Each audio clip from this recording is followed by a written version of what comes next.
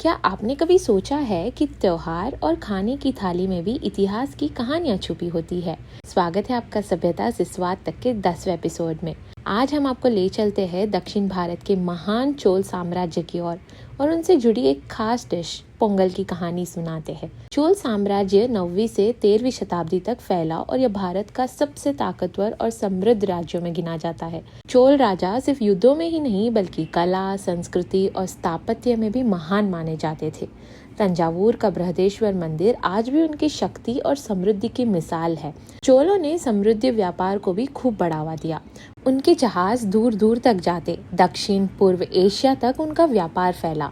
इस व्यापार से सोना, मसाले और संस्कृति का आदान प्रदान हुआ।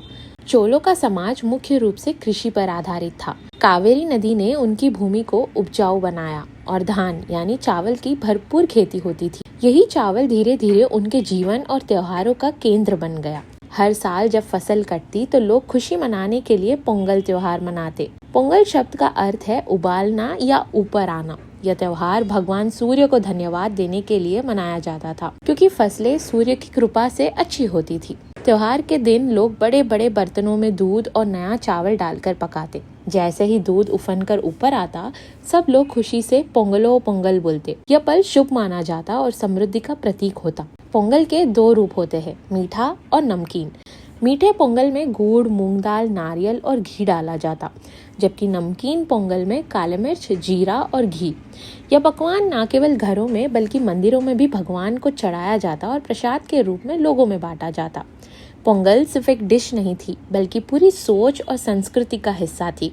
यह त्योहार किसानों के परिश्रम का सम्मान करता, प्रकृति के प्रति आभार व्यक्त करता था और समाज में एकता का संदेश देता था। चोल साम्राज्य ने इस परंपरा को इतना मजबूत किया कि आज भी दक्षिण भारत में पोंगल सिर्फ एक त्योहार नहीं बल्कि संस्कृति का उत्सव है। तो अगली बार जब आप गर्मा गर्म पोंगल का स्वाद चखें तो याद रखिए कि ये सिर्फ एक पकवान नहीं है बल्कि चोल साम्राज्य की सभ्यता और इतिहास का स्वाद है।